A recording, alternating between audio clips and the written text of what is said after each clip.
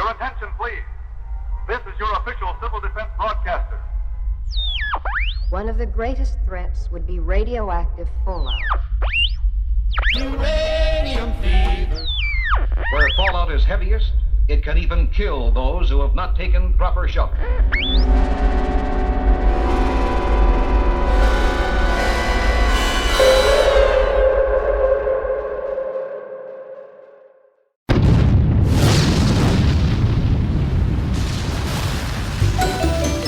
Broadcasting deep underground in a questionably constructed survivalist bunker is Dave CHAFINZ and KENNETH VIGUE, and your host, as always, Mr. Robots.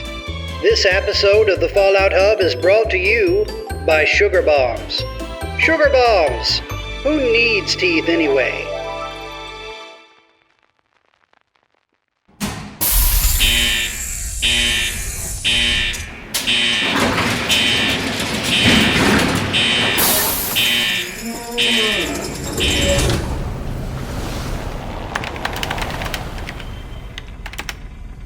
All right, Wastelanders and Vault Dwellers, welcome back to the Fallout Hub. I am your host, Mr. Robots. I guess now I'm just Mr. Robots because that's what Ken tells me I am. So I'm Mr. Robots, and we are broadcasting from the hidden bunker, the hidden vault in, I don't even know where we are. Dave, where are we? Where is it? Oh, I guess we shouldn't reveal that, though. In between Sutton and Weston and DC. Somewhere in there, you can triangulate our position. And we are back with the second episode of this wonderful podcast. And guys, okay, so we've been digging through this vault, trying to see what other things we can find. And we found what looks like an old script. And I'm trying to get their attention. Ken, we're recording. I just don't understand how you could cast Samuel L. Jackson as sorry, Dog. Guys. Are you guys recording now? I drank too much. Yeah, that's what Nuka-Cola Quantum, and it went right through me. Yeah, that's what the red light means. We're live. Hey. Yeah. Well, anyway, let's go on. So we found this script for the Fallout movie. Samuel L. Jackson is in it. Oh yeah, he's playing Three Dog. I can't say his lines. I don't even understand how they're going to get radio to work in as far as American censorship, let alone across the world. This seems like it's an NC-17 kind of film. Yeah, this script is heavily redacted, but it looks like Philip Seymour Hoffman was going to play Colonel Augustus Autumn. It's an unusual choice. Who's the main character? It's a toss-up between. So Keanu Reeves is both playing the boy and the girl together. It's just What? It's just they're just changing his costumes out. It's like they were trying to work with CG. You remember Star Wars Episode 1, Phantom Menace, a marvelous Like CG late 90s entertainment. CG. Yes, that's like where they were trying to go with that. It's like The Irishman, but in the 90s. This looks like it was written by Brent Friedman, but I don't know. There's a top sheet that says absolutely no way in hell. I think that was from an executive. But it looks like Brad Pitt was maybe going to be someone that they would pick, and there's Jennifer Love Hewitt as a potential love interest. Huh. Winona Ryder. She was the trying to do the Wasteland Survival Guide. See that? Oh yeah. She would have been great. She would have been. Andy Serkis. Oh, look at that. He was going to do all the animation for the ghouls. Oh, Paul Rubens was going to be he was going to be a Sentry Bot. It seemed like Dan Aykroyd was going to try to sell weird liquor. Oh wait. But that's just Dan Aykroyd being himself. All right. Well, welcome to the Fallout Hub. Anyway, I'm going to try and pull them away from this script. So here, let's just move into the news. Dave? Yes. Dave? Hello. Welcome. Dave, let's do the news. Telegram. News from Bethesda. What do you got for us this week, buddy?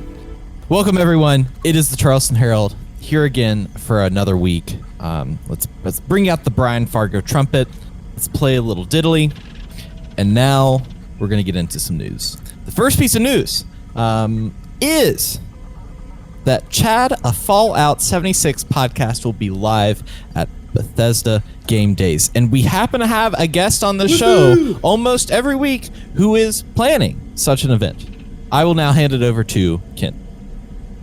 Oh, who's the guest? Ken. What? Oh, this is me. It's you. It's you. Here, I'm taking the script. Oh, but come on. We're talking about Chad. All right, fine. Yeah, this whole thing was kind of unexpected, and I've been keeping it under my hat since early last month when Bethesda reached out to me to see if we would be willing to do a live stage show of the podcast, something new that we could do at Bethesda Game Days in Boston during PAX East. So it was kind of a what if you could, which I immediately responded with, yeah. It took a little bit to go through the channels and get greenlit. But when I did, I had some champagne and a very quiet cry, because it's going to be kind of a big moment for us and the show. But as this thing has continued to evolve, I found out that Jeff Gardner and Pete Hines enjoy the show and listen to it, which is just kind of baffling and insane. That's kind of awesome. Pete Hines said he tweeted that he's going to be dragging his wife to sit in the audience to watch it. I imagine our show with dick jokes and innuendo being something that a guy tries to explain to his spouse, and she just kind of rolls her eyes like, "What are you even talking about?" It's kind of the opposite in my home. My wife's all about that stuff. That's awesome. I'm serious. We're pretty good at it here in the podcast, though. The entirety of our last episode. Yeah, pretty much. Yeah, so it's going to be Saturday, February 29th at 3:30 p.m. Until 4:30. So it'll be like about a 50-minute show with an introduction and an ending. There's going to be some prizes, a few special guests. You're going to get to see 12 of your favorite characters with their real world avatars. So it's going to be bizarre to see little ghoul Susie up there along with Chad and myself. So it's going to be interesting for people to see. In fact, to mark the occasion, I had Ella, the possessed little doll from the show. I had somebody make one. And I saw the pictures. I designed a voice box that I sewed inside it. So when you actually squeeze it, she'll say catchphrases from the show. That's awesome. So something tickle fanny, something tickle fanny. Yeah. Tickle my fanny. Tickle my fanny. Yeah. And then she starts singing the Teddy Bear's Picnic, and then you just die. So she'll be up there on stage. That's going to be kind of cool. It's going to be streamed live on Twitch, their YouTube channel, Mixer, and also Facebook. The links will be in the show notes. You can also find them on our page. But it's going to be kind of a cool day. Both Tom, I think you're coming with me to that. Yeah, I get to join you. I get to be in the show. Yes, Tom is going to be playing a new character that I don't want to give you too much about, but he's going to be having some fun with Susie and Ella and Punch the Super Mutant. Yeah, we need to talk inspiration on this character because I'm ready to deep dive. Well, he's an alcoholic, so you know. Mm-hmm. Isn't everyone in Fallout 76? Yeah, he's going to be. He runs a junkies build, so he's going to be shooting up and trying to coach Susie through trauma therapy. It's going to be. Does he have a funny accent? Can I do a funny accent? You can, as long as it's legible. It's just some gibberish. He's like the Boomhauer of the Fallout universe. Exactly.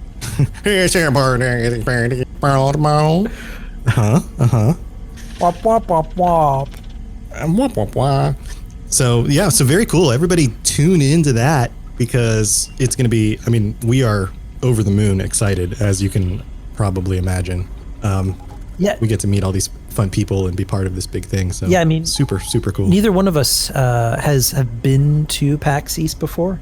I mean, Boston's only a 90-minute ride from me, so it's going to be interesting to meet the who's who of the Bethesda team and have a chat with them. And yeah, I'm looking forward to it. Yeah, and I'll be up there. I'm going up on Thursday. I'm leaving Sunday, so I'll be up there. And anybody who is into hanging out, getting a drink, whatever, I've even created a channel on the Robots Radio Discord so that we can coordinate. So anyone who wants to get together, who's going to happen to be in the area or at the event, just check that out. And there's a link in the show notes for that. So yeah, let us know. On our Chad page, I set up an event. The cast is going to be there the whole weekend, Thursday through Sunday as well. So they'll be walking around with Chad T-shirts, so you can grab them. We'll be handing out some special little note cards, the design for anybody who's going to be attending. I'm going to be there just on Saturday, so if you want to come say hello, I'm going to be hanging out at Game Days, which is going to be inside Laugh Boston, which is at the Westin Seaport Hotel. Yeah, and speaking of T-shirts, I got my Fallout Hub T-shirt. Yes. Did you guys get yours? Yeah, we have a Did you guys order store live. All of the shirts are at cost, so it's like the cheapest you can possibly buy a shirt from Teespring.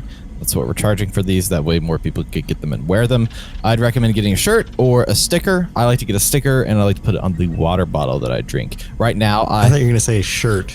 Like you got a plain shirt and just put a sticker on the front. I like that option as well. Right now, my water bottle has that sticker and a sticker that says, "I met Lil Sebastian at the Pawnee Harvest Festival." Also, on that day of the Bethesda Game Days, if you come to Charleston, we can grab lunch if you call me at 180-ENVIOUS. Awesome. All right, so moving on from that one, let's conveniently transition into Fallout 76. Take those Dandy Boy apples away from Dave. I think you Dave. I'm fuming, mate. I'm fuming over here, mate. I'm fuming. All right. Next piece of news is the Fallout 76 Wastelanders trailer is out now and announces that the expansion comes on April 7th. While we're on the subject of Bethesda Game Days, I want to take a moment and have a discussion with you all about your predictions for what Bethesda may announce or allude to in the world of Fallout at the event. Ooh. Well, Ken can only say so much, being that he's under NDA and will have his head removed if he says. Now we're holding him hostage because we're down here. Yeah. We have a gigantic steel door locking us in here, and he has to go here soon to Boston up there to do his little show and song and pony dance. So while we're down here, we're going to get the information we need, Ken. I'll have you know. You're the gumshoe. Ninja finish. Yeah, Mr. Handy, he's hovering behind you right now with a big old saw blade. All I can say is that it will be something. So, thank you, Ken, for that. So it's a thank thing. you, Ken, for such a detailed report. I'm so glad that we have everything and all the knowledge that you have graced upon us. Now, what do you think, Tom? What do you think is going to be going on? Revealed. What do you at Bethesda Game Days? Are they just going to do something? I think they're probably not going to have. Yeah, I don't think they'll have too big of an announcement because within a month and like a week from that, we'll actually get to play it. So they're not going to spoil too much. But they've been releasing updates on the website about like here's a little bit more about the different factions and here's a little bit more about what's going on in the game. And then people at the event are going to get like 20-minute playthroughs, quick little playthroughs of Wastelanders to probably just see some of the beginning content. So I'm sure they're going to talk about some of the stuff that you see at the beginning without spoiling any of the other things. But I expect that they're going to give us an even better rundown of the technical improvements as well, because I'm sure there are a lot of people thinking, okay, well, how good is this going to be if my game keeps crashing, right? So that's kind of my expectation. I think I would be curious if I remember when they did it last year, they kind of lined up gameplay snippets with what they were talking about.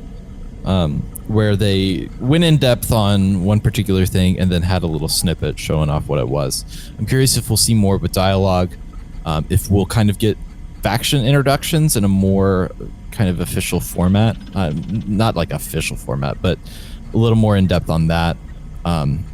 And I'm curious if they're really going to get down to the nuts and bolts of stuff that people have been asking about weapon buffs, different like balance changes. I'm curious if they'll dig that far deep, but I think it would be worth it too. Yeah, I think that this event is also going to be much more community focused. Right. So to have an opportunity to just kind of say, here's some questions that we've been getting from the community, take this opportunity to address them. Yeah, here's what you can expect with the update. So maybe a little bit of that stuff. I'm very curious what will be talked about during that time, and I'm very curious as to what's going to happen with the Chad of Fallout 76 podcast. Right after that, when is that recording again? That is the 29th. 29th? But, What time? At 3:30 p.m. Eastern Standard Time. Cool stuff. Yeah, right after the Elder Scrolls Online game show. They're doing some sort of game show thing. They are, for yeah. Elder Scrolls. Yep. Yeah, seems kind of cool. The last piece of news that I have is we've reached out to our community this week looking for names for our Mr. Handy, and the week leading up to Bethesda Game Days, we will be putting out Twitter surveys that will decide a tournament bracket for which name we are going to name our Mr. Handy. I will now read off I think it's 16? No, not 16, 12. Let me do my counting. 4 times 4? 4 times 4. Oh, that's 16. See, 186. let's get Mr. Handy to do all of our calculations from here on out. Here's the other thing I want you guys to do right now. Don't tell us, but pick your favorite, and then after he reads through all of them, we're gonna all say what our favorite is. Okay, that sounds good. Maybe we can sway some of the vote. All right. In our first round, we have Esteban, Sir Digby of Smee, Will Smoth, and Chesterton. Round Very 2, good ones. we have Good ones, yes. Turd Ferguson, Sassy, Mr. Hubby, and Theodore. Solid. For round 3, we have Higgins, Wilford, Bigglesworth, Latoya. And for round 4, we have Moss, Bertram, Mr. Casty, and Mr. Belvedere. All right, guys. Which one's your favorite so far? I'm gonna go with Sir Digby of Smee. That's just a great That's pretty good. name. Yeah, Ken? I have to go with Mr. Belvedere. Mr. Belvedere. I also like Will Smith. Yeah, that was one of mine, but I also was one of my favorite 80s shows. Mr. Belvedere is such a great classic Mr. Handy name. Yeah, it is. My favorite is Latoya. Latoya is good. It doesn't make any match up. sense. Yeah, he's gonna murder us if we call him Latoya. He's just gonna murder us in general by the end of this. He's We're gonna just gonna be straight up dead. kill us. Yes. But as far as news, I think that's it. You can vote on these leading up the week to the Bethesda. It's like a little hype train to get you ready for the Chat of Fallout 76 podcast and all of the Wastelanders news that will be happening that weekend. With that, I will now turn over my segment. Oh, hey, guys, did you hear that? Is that the door? Who is that? I think so wait a minute. This is 2 times now that door's just opened from the outside. We might want to do something about people just being able to stroll in here, but do you think that's... Hey! Oh, hey, you guys said to meet in here, right? This very weird, creepy vault location? Hey, it's JUICEHEAD. It's JUICEHEAD. Hey! Hey. Come on in! I think our plan's working, guys. Yeah, this is. Oh, yes, the plan. Yes, the plan. Oh, hey, what's going on? How's it going in here? Hey, I'm glad you found our vault. Welcome to our vault. Man, I'm so excited to talk to you. I didn't think you'd actually show up, but thanks for coming. Guys, JUICEHEAD, guys, how's it going? Good day. Hello and welcome to the vault. We've been expecting you. Oh man, that's quite the introduction. Very nice place you got here. Could use a little mopping, a little dusting, but otherwise. Yeah, Dave's we've only trying been not in to look here. creepy with the followers of the apocalypse robes. Take those off. Oh, I'm sorry. Dave. I've got all these voice modulator options still that I need to calibrate. You know. Yeah, we've only been in here for like a week or two now, and still haven't really spent much time cleaning up. We're trying to figure out all the, fun doodads and stuff. I think we've got the recording thing down. So we were excited to talk to you. I know that we kind of reached out and said that we had some information, right, guys? Information that we were going to share with you. Yes. Why, Tom, why are you winking? Is there something in your... Oh, the plant. right. Okay. What? Yeah, What? at the but first, Juicehead, we would love to get to know you a little bit and ask you some questions now that you are in our creepy vault. So, how's that sound? Good, great. I love that idea. Okay, we'll get to the information we were going to share with you that lured you into our secret vault at the end of the episode, right, guys? Okay. Right. Yes, Yeah. the Mhm. end. Totally fair. Totally fair. So, so welcome to our vault. This is our recording area, and you can kind of talk anywhere. There's microphones all over the place, so it's just going to pick us all up. But you're officially like our second guest on our show that we're running from this secret recording equipment in a hidden vault, which is pretty cool. It's called the Fallout Hub. But I'll tell you what, why don't we start it out with a quick 20 questions. I'm just going to throw a bunch of questions at you. All right. And we're just, off top of your head, just answer the questions. We'll get this going, and then we'll move on from there. Okay, you ready? Sound good? Mm-hmm. All right, here we go. Question number 1. Is cereal a soup? Is cereal by itself? Like a cereal in a bowl with milk. Oh, I don't eat cereal with milk.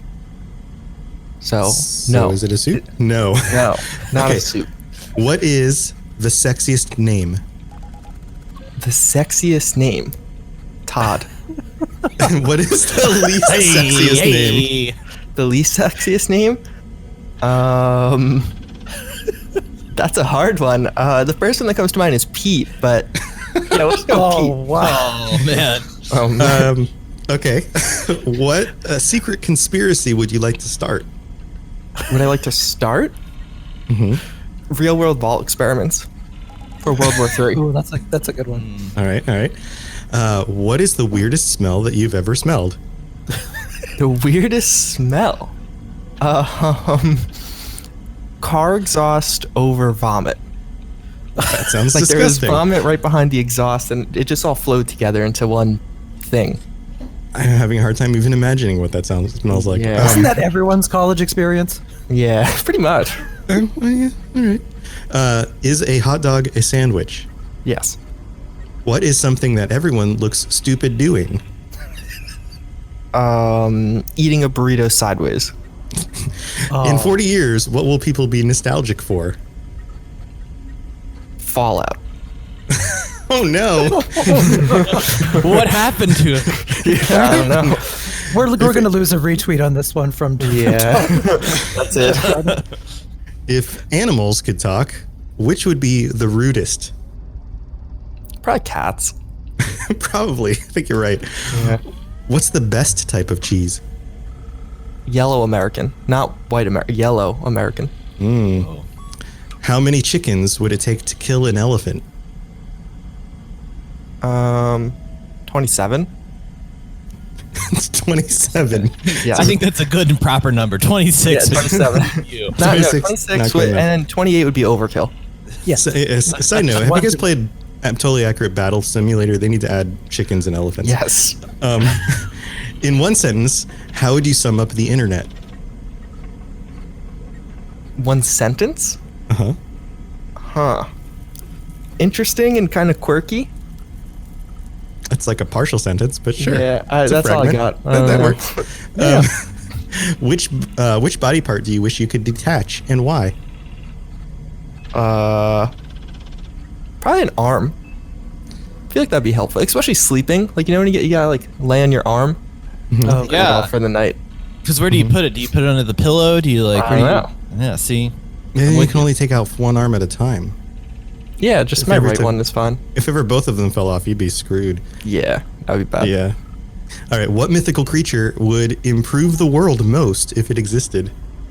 If it existed? It has to mythical creature.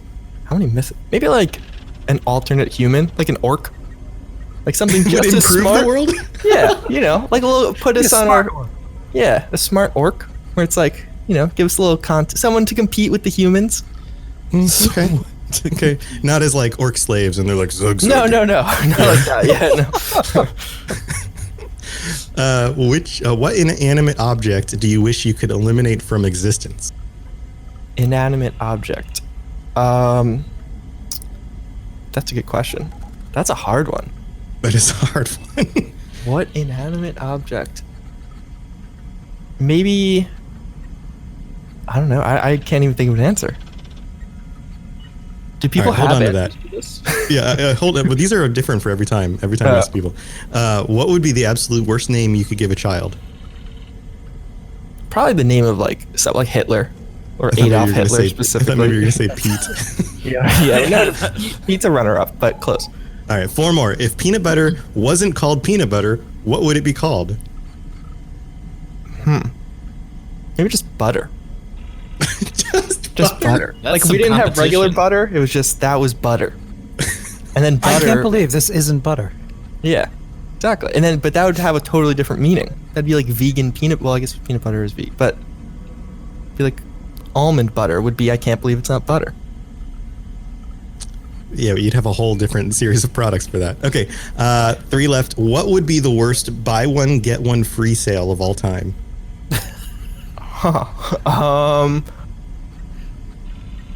That's a good. I guess like adoption agencies seem that would be a little questionable. I guess is that buying? I mean, you're not really, but there's money involved. You can only buy 2 children. You can't just have one. Might be, run into some issues there. Get your picture of a retail storefront with just kids in the window. Yeah. Very sad children. Oh, wow. Oh, what sport would be the funniest to add a mandatory amount of alcohol to? Definitely, like I feel like wrestling, or like any like combat sport, like boxing or wrestling. Just yeah. All right, and final question: can we just call you Mr. Head? Yes, I go by that also. Okay, great. Well, thank you for answering our 20 questions. That was You're very welcome. polite of you. Well, I only answered 19, but yes. You're Well, welcome. okay, 19. So if you come up with an answer for that last one, Yeah, I'll think the about it. inanimate I'm gonna have to object. sleep on it. I'll get back Is to that you. it? Yeah. Also, congratulations that you have passed the secret goat test that we do, and I believe Tom has your job role assignment that you'll be listed out currently. Yep. Let me. I'm putting it into our computer here. This is Vault was nice. It actually comes with its own goat. Manicurist. There we Oh, go. really? Wow, impressive. That's funny. I've always wanted to be a manicure, so it all works out in the end, doesn't it? Yeah, there you go. So now you know that's what you were meant to be. At least come the end of the world. Yeah. That's nothing. I got housewife. Oh, well, I can help you out. Match made in heaven. I'll clean the floors. Yeah. You are like the target market for the manicurist. Yeah. Very I'll be nice. seeing you every true. Wednesday. A Come in for supply a and chat. demand. So, welcome again to our vault, Mr. Head. We are Thank you. all very excited to talk to you. I know we've all been viewers of your videos and fans of some of your content. So, Thank you. yeah, this is fun for us. So, we just kind of wanted to dig into some of your background in both Fallout and being a YouTuber. And for anybody who's listening to this who isn't familiar, you make a bunch of YouTube videos, mostly about Fallout stuff. Yes. And that's super exciting for us because we all love Fallout stuff. So, let's get a little behind the scenes here. What is your favorite Fallout game? Like, how did you get into Fallout, and what would you consider your favorite of the series? So that's the favorite part. Well, all right. How I got into Kind it's of easy. two questions. It's kind of Yeah. two questions. So, How I got into it's pretty easy. Fallout 3 back in the day. I think it was like a Christmas gift. Do you guys remember the little lunchbox collector's edition?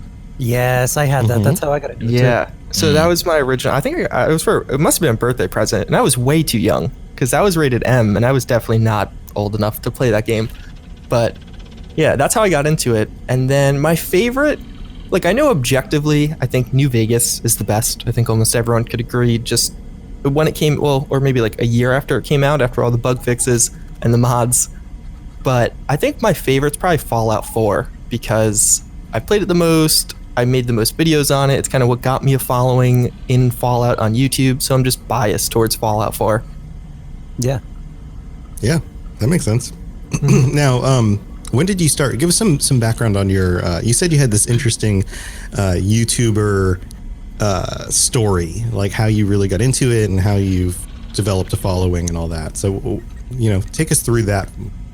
Yeah, it's been like a long time I've been on YouTube because originally my first channel, which that is a story for another day, but I think my first channel I made back in 2006 with Legos. Oh, wow. Yeah. So it was a real, I don't think YouTube was all that popular back then, but I just always enjoyed making videos on different things. And then I know my current channel, it was originally Halo 3 Machinima is why I made my current channel. And then since then I've shifted. Back in the day, it was like, I know my first 1,000 subscribers, all I did was post HD gameplay because people didn't have HD capture cards. So not many people, everyone posted like 480p. So I think I was posting 720p and a bunch of people subscribed just because of that. And then over time, I've transferred to like Minecraft I did for a while and then eventually landed on Fallout. Okay. How did you capture HD gameplay when nobody else was getting it? A birthday gift. I think it was just an expensive capture card, like $200. I think was how much it cost back then. Which when I was, it was like a big birthday gift for me. And I think originally I just played. I want to say it was Battlefield Bad Company 1, and I would just record That's it. good stuff. Yeah, that was a great game. Cool. Yeah, I love the Battlefield series, and the Bad Company ones were lots of fun. Mm-hmm. So did you intend for you're full time now as a YouTube creator? Now did you ever intend for that, or is it something that was kind of this happy accident after creating content for long enough and you kind of got to that point? Yeah, I mean, because I was doing it seriously. I don't know if I was daily posting, but almost daily posting all through high school. And at that point, I was making Minecraft videos.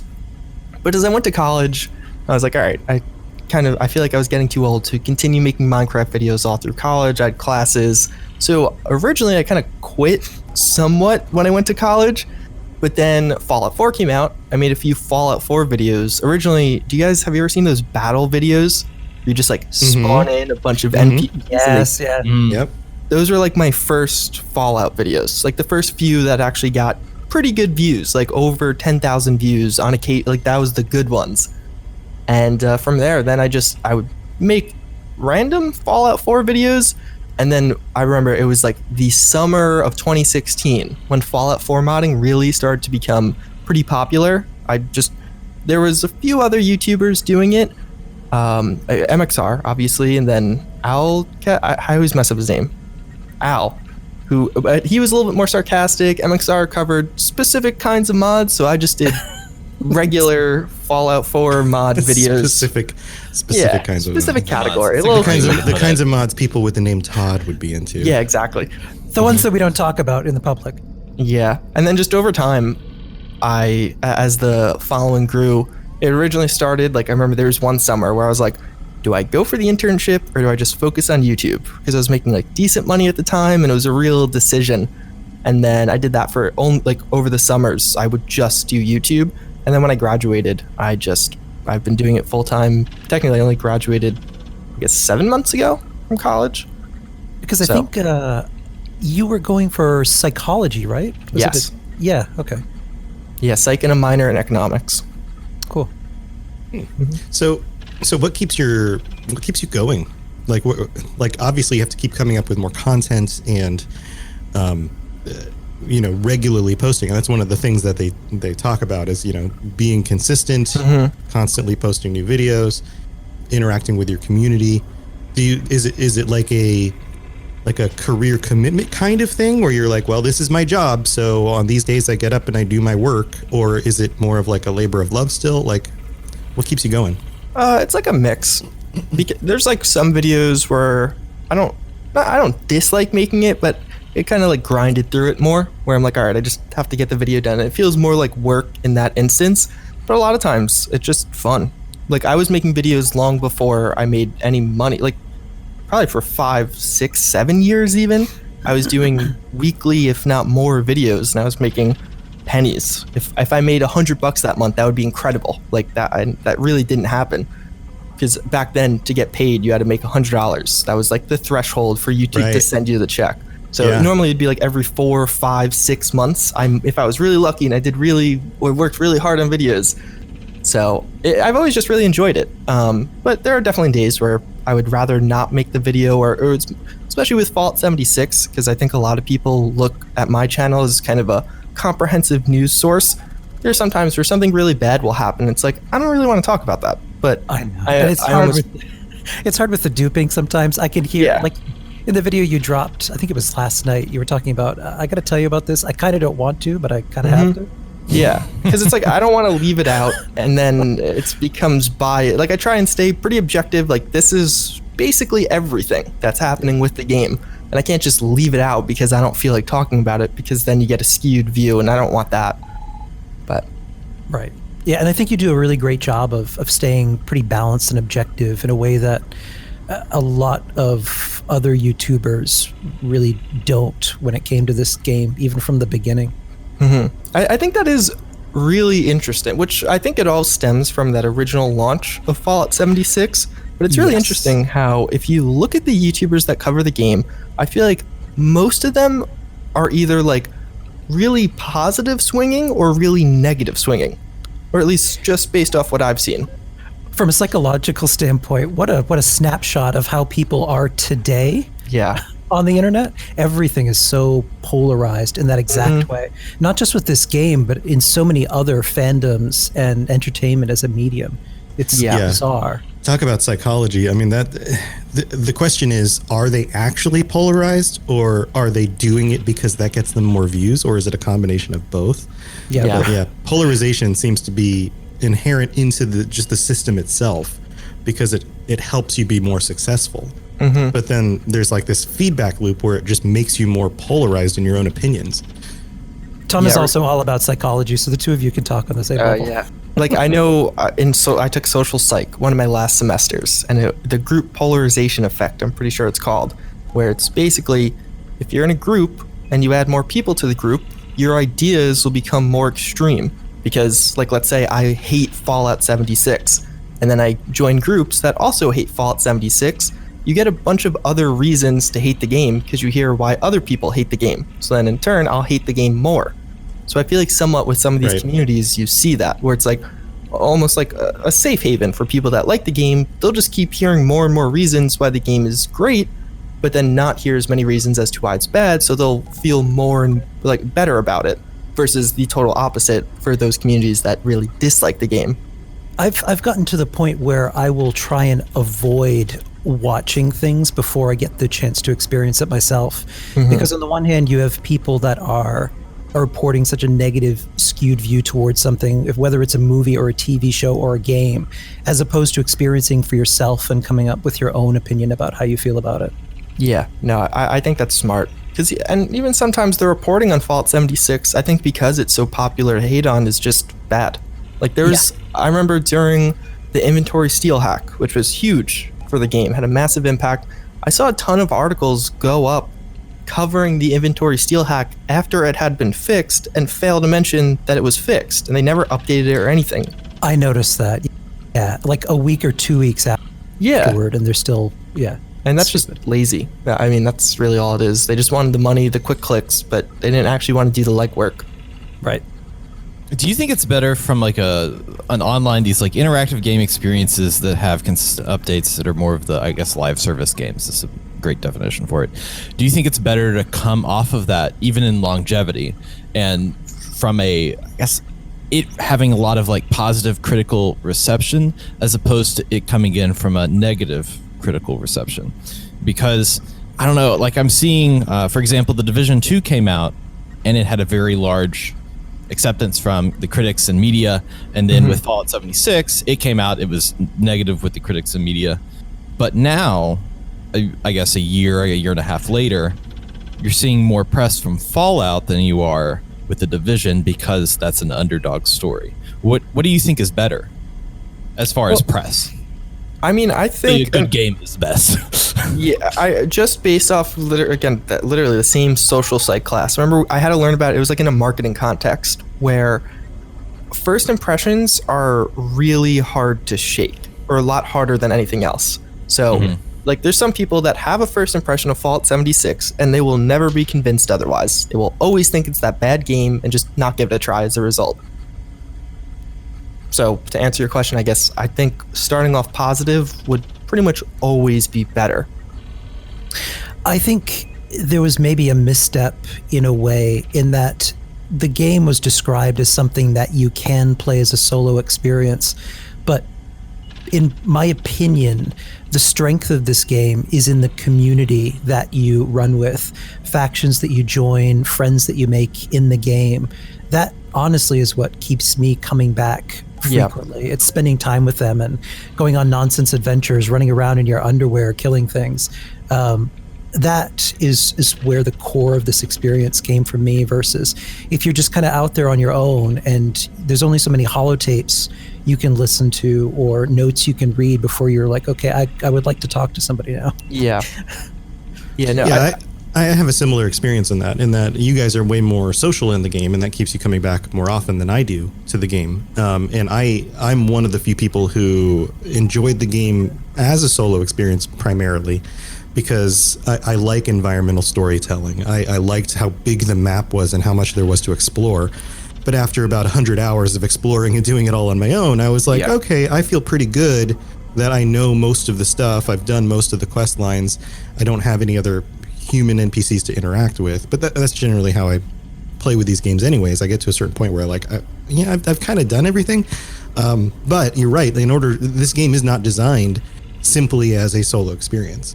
And it's not designed in a way that the other games were designed as solo experiences with NPCs. And I think that's where the big misstep happened, is that people were thinking, I can play it solo like I can those other games. And it fundamentally is different in both aspects. Yeah, I mean, it was described exactly in those terms, that you can play it solo when it was first launched, and maybe a different expectation should have been set. Yeah, no, I agree. And I think even if you go back and you watch, like, before the Greenbrier event and the media got their hands on the game, the Bethesda's, like, E3 demo and how they described it, and you look even at launch, how the game turned out, bugs aside, it's very different. Like, the game did not turn out how they expected, with that high drama, every other player you see might be a threat, where in reality, in game, every other player you see is like almost a friend you could potentially make. Yeah, it's interesting how it kind of evolved in that way. Even going back to when I first got into it with beta, everyone at that point had area chat on. So if I heard someone, munching on potato chips a mile away, I would go in that direction. Everyone greeted each other. Those are some crunchy potato chips. Yeah. I'm making that part of the live show experience, by the way. But it was different back then, because area chat was always on. It was a new experience for everybody. So I think you felt inclined to go greet people and sharing the experience, as opposed to looking at them as exactly. Well, you also knew you were safe for the most part, because somebody could shoot at you, but it wasn't going to do much damage. Yeah, I think that was one of the big things with, like, especially on release, and they definitely come out of it. It felt like with Fallout 76, they didn't want to commit to any one thing fully. Like, they had some concepts, some ideas of a single-player Fallout, a multiplayer Fallout, a hostile Fallout, a passive Fallout, but none of them were fully implemented. Yeah, and you can tell that as the game has continued to evolve. Like, okay, let's try vault raids, and this isn't quite working, so let's get rid of this. And survival isn't quite working, so let's get rid of that. It's like a big sandbox. Yeah. And it is interesting, because I think they should, going forward, really play up the social aspect, because in my opinion, I would say one of the single best updates the game has ever gotten were the vendors, the player vendors. Yeah. Yep.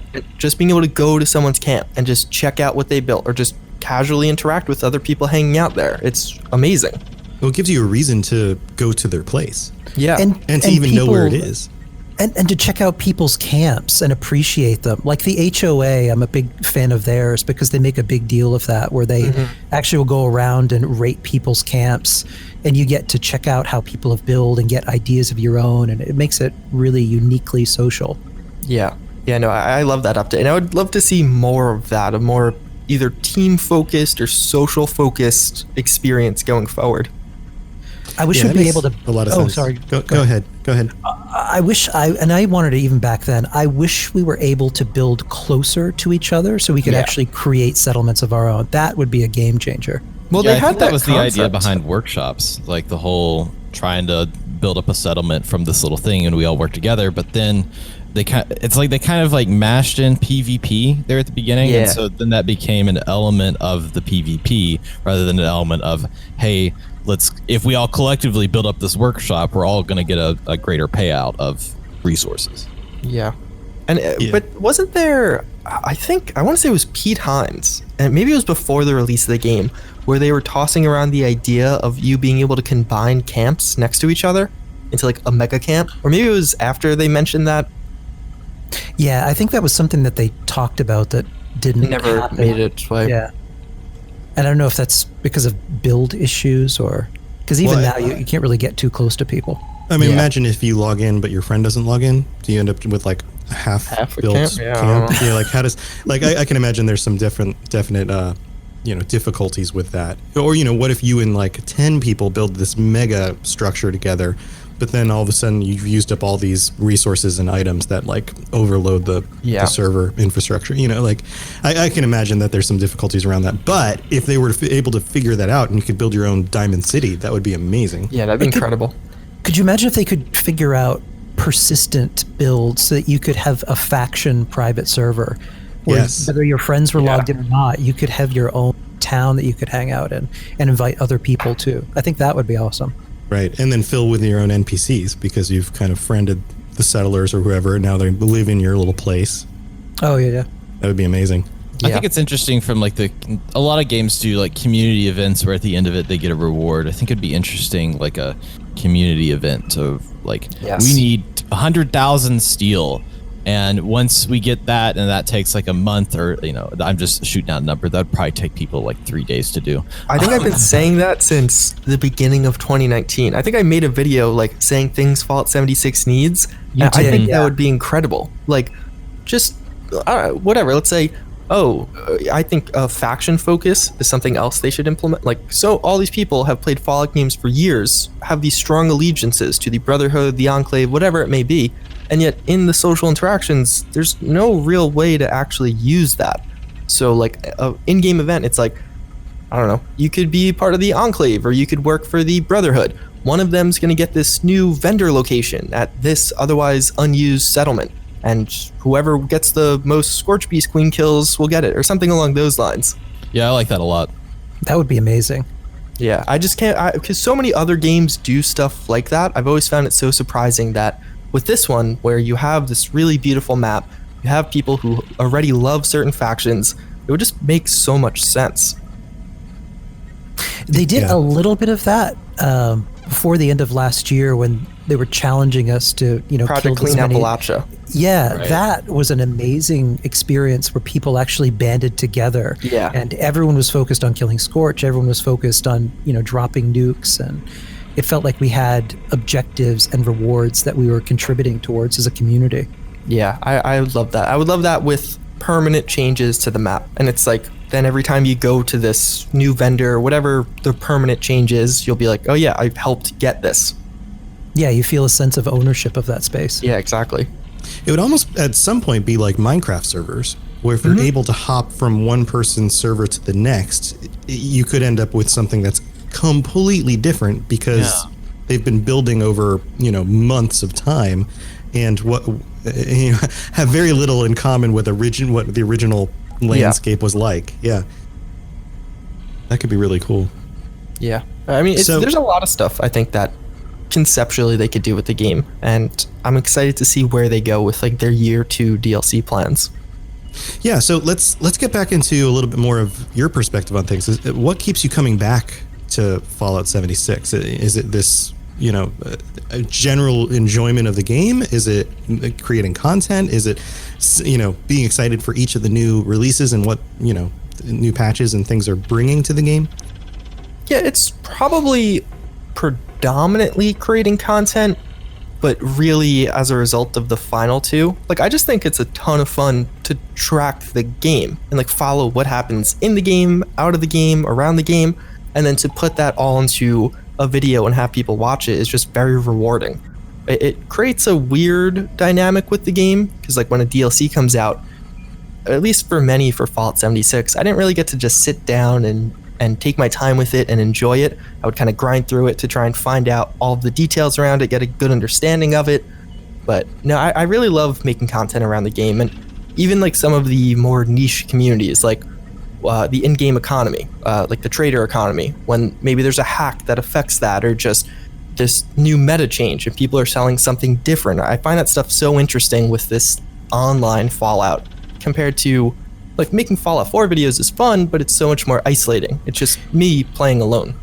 Yeah. Well, this has become so much more dynamic because certain things will be nerfed and then there's a new meta. So everyone tries to switch over to that. Like, people are worried that Bloodied is going away, so everyone's focusing on builds right now. Yeah. Right, and then the player-based economy, everybody is, so like you have the cap limits for your characters unless you have a bunch of mules, but the 5.56 ammo is a big market economy if you're trying to buy or sell anything. But if they add ammo conversion to the game, which that's kind of a rumor that they might be doing, maybe that's going to change the economy entirely, which is unlike any, like, that's a conversation that's never been had in the world of Fallout. Yeah, all that stuff, like those big market moving catalysts, I find very, very interesting to cover. But even just the game overall and how it evolves, how it changes, like, I do really wonder, like, will it ever be regarded as the No Man's Sky approach, where it was a bad game and now just generally No Man's Sky, a lot of people look at it as a good game. Will Fallout 76 ever hit that point? What do you think it'll take to get there? I think Wastelanders is a good start, and I've said this in a few videos, one of my big concerns with Wastelanders isn't even so much the content, but it's more so, alright, Fallout 76 launched with problems. Most people could agree that, probably should have been delayed or something else should have been done. But then Bethesda had a year to fix it, and the game got better, undoubtedly a lot better. But at the end of 2019, it's not like Fallout 76 was all the issues were gone or there weren't any new issues to pop up. So one of my main concerns is really with Bethesda and their handling of things, whether it be there's not enough people working on it or they're focusing on the wrong things.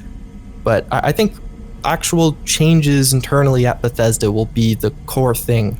Because even if Wastelanders delivers, 2 months down the line, is there going to be some other new controversy, whether it be an inventory steal hack, a $15 cosmetic, or $15 utility item, whatever it may be.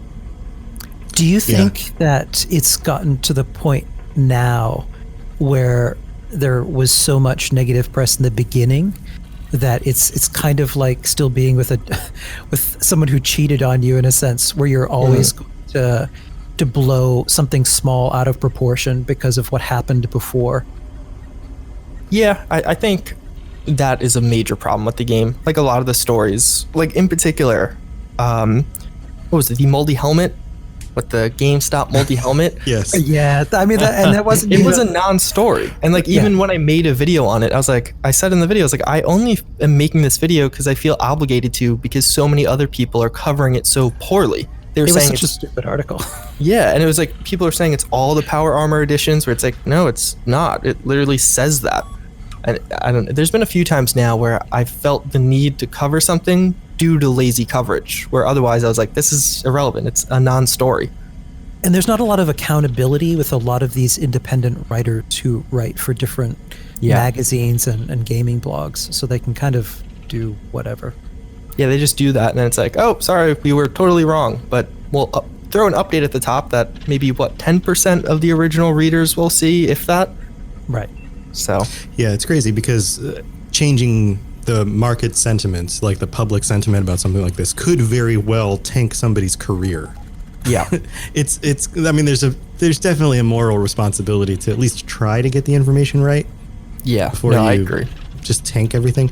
The other thing is, from the perspective of people who are fans of these games, you would think that more people would want things to get better and would contribute, positivity towards it. Not a blind eye to the problems. That doesn't help it get better either. But the same way constructive criticism works, note the problem, but then stay on the side of, I hope they fix it. This is what would fix it. Why don't we rally together and say, hey guys, let's fix it the right way, and we'll stick with you. Because then we all get a better product in the end, Yeah, I mean, that's what I'm really curious to see what Wasteland, like obviously the content is going to be very important, but also the direction Bethesda takes things after that, and just the level of bug fixes or anti-cheat, those kinds of things that we start to see with some of those updates. I think that'll be a big defining factor outside of just how good the DLC part is itself. Yeah, I think you're right. I think that there's oftentimes when I've seen large companies like this make the kinds of decisions that it seems like they're making internally, what they're doing is they seem to be focusing on the short-term gains. Yeah. And usually that's because of investors or pressure from the board to hit certain goals for whatever quarter, those kinds of things. And what that does in the long term is it turns their community against them, because the community feels like that they are no longer the important part of the focus for the company.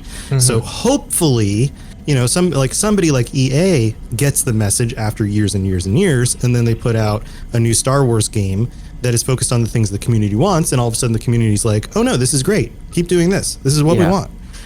Hopefully that hits the bottom line in a way that's so obvious to the people making these decisions that they go, okay, we need to shift the focus to having enough people in the background actually working on and developing things the way the community wants in order to move this forward correctly. So I think you're 100% right about that. It's not just any one change or expansion or whatever that's going to fix it. It's a total change of attitude in the way that the company as a whole is approaching the product. I only hope that the community gives them enough chance to, should that happen, to note that that's what's happening and say, okay, good. Now they're doing things the way that we hoped they would, and they're prioritizing our wants because we're the consumer, And I think one thing that does get me hopeful around that is the fact that they delayed not only Wastelanders, but Doom Eternal, which both of those were two massive Q4 releases originally. And to remove everything, so then Q4 for Bethesda of last year was pretty quiet. Like, that's a lot of money you took off the table and moved into the next year. So that gets me really hopeful that they're actually paying attention.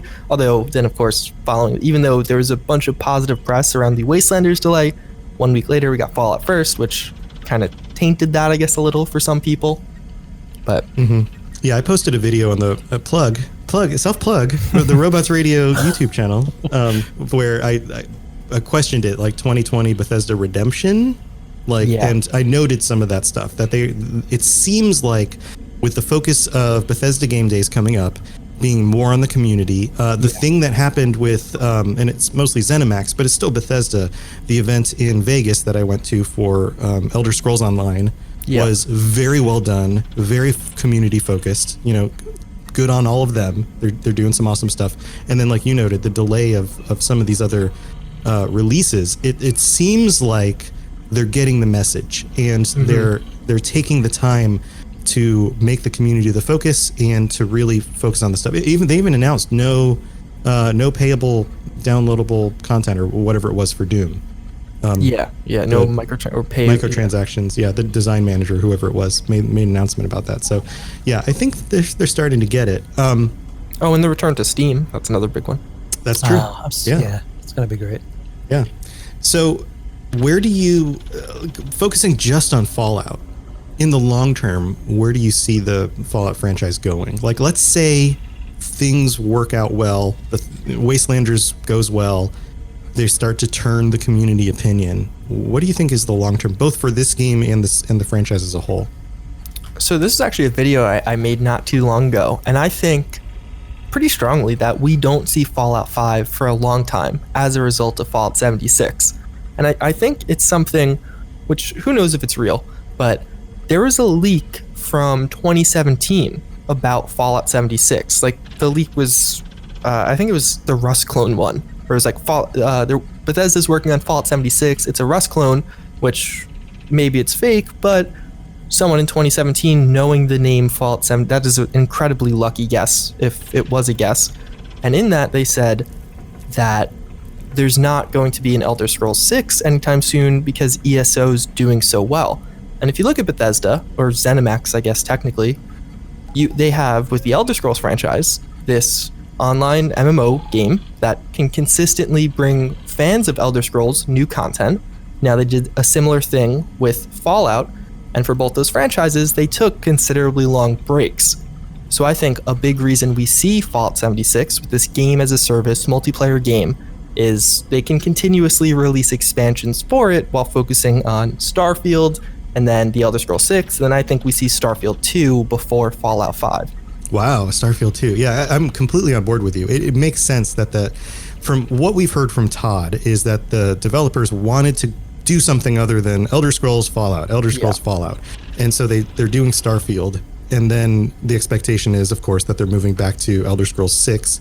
I think it's confirmed, then maybe actually. a Fallout 5. That's been confirmed, right? But then maybe a Fallout 5. But you're thinking a Starfield 2. So Fallout... I just think it would be weird to do Fallout 5. I mean, I would personally probably... I mean, we'll see how Starfield does. I'm sure that's a big factor. But like after all this time, you finally do a new IP. And let's just say it's really successful. I mean, Fallout 4 was the best-selling Bethesda game of all time. So if Starfield carries some of that momentum, then you're going to make the Elder Scrolls 6, and then you're going to make Fallout 5. That's like, what, an 8-year break for your totally new IP? That's even after being able to play Skyrim on your TI-87 calculator? Yeah. But that's because they had all this talk about wanting to do something different, but then they're going to do it once and then go right back to the same for another 8 years. It would just seem weird to me to leave a new IP on the back burner for so long to pay attention to these other two. I guess I'm taking this another step forward. I don't mean to jump on top of this, but what I'm thinking is that if 76 can continue to evolve and can continue to get expansions that do include NPCs and maybe new zones and those kinds of things, then really at some point it does become Fallout 5. Yeah, I think that's Bethesda's hope. They will graduate, like I assume at some point they'll have that kind of ace in the hole. They could whip out, the expansion that brings you back to DC. So you get to re-experience all those Fallout 3 locations. I'm sure that'll be huge. I would love that. That would be great. So I'm sure at some point that'll come out. Like if player count started to dwindle, or even if they just want to do it down the line, maybe later this year or maybe early next year. There's a lot of really cool stuff they could do with Fallout 76. And now that they're moving back towards that story-focused, single-player-esque content, I think we'll see more and more other Fallout fans get interested in the game. Yeah, I hope so. I hope they knock it out of the park. I know we're all on your side, Bethesda. Yeah. Just do awesome stuff, and we're going to be there to, enjoy it. Very cool. So going back to some of your work as a YouTuber, a content creator, I think a lot of people have questions about this because a lot of people would love to be focusing their careers around video games rather than whatever it is they end up doing in order to just pay the bills, right? Yeah. So how do you feel about working with YouTube and some of the changes and the algorithms and all of that kind of stuff? Like, is it difficult to keep up with it? Do you feel like, it's just a platform like anything else and it's going to fluctuate and change over time? I think it's interesting because with the YouTube algorithm, and I feel like a lot of people, especially just everyday viewers, don't realize you don't really get like a printout of like, this video did bad because of the algorithm. Like if a video of mine does poorly, maybe people just weren't interested, or maybe it was the algorithm. It's sometimes really hard to tell which that is. And like sometimes I get a video that does really bad. I'm like, all right, there's probably some YouTube algorithmic force that caused that. But a lot of times, it's just, you could see, especially when the algorithm helps a video, you're like, okay, so YouTube likes this one. I don't focus on it too much though. I know maybe I should be, and I know other people definitely do. But I don't know. I think at the end of the day, when it comes to YouTube, if you're making entertaining content, you'll be rewarded. Like that's the end goal, is to make people want to watch something you're creating. And if you could do that, even if you only do it once a month, people will come to you. Now, do you ever stream gameplay? I know YouTube is focusing a lot more on YouTube gaming, the live side of it, and trying to compete with Twitch. And that's one of the big rumblings in the industry, is that a year from now or so, YouTube is like the sleeping giant, right? They've got billions, literally 2 billion users on their platform.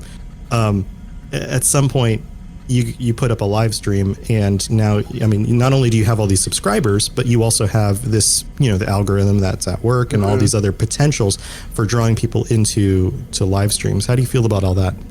So that's actually something interesting, kind of bouncing off the algorithm idea. That's one of the only things that I've become very wary about due to the algorithm. So with the YouTube algorithm, there's this thing, and it's hard to track how effective it is exactly, but it's very trend focused. So if you have a bunch of videos do well in a row, you'll be kind of put on a trend and the algorithm will promote you more. So there's been a lot of discussion among certain YouTubers or in YouTube groups I'm in, that around the live stream effect on that. Because naturally, when I do a live stream, and I've done a few in the past on my channel, let's say it only gets 10,000 views while my average upload gets 50,000. There's speculation that could actually hurt that trend algorithm feature thing.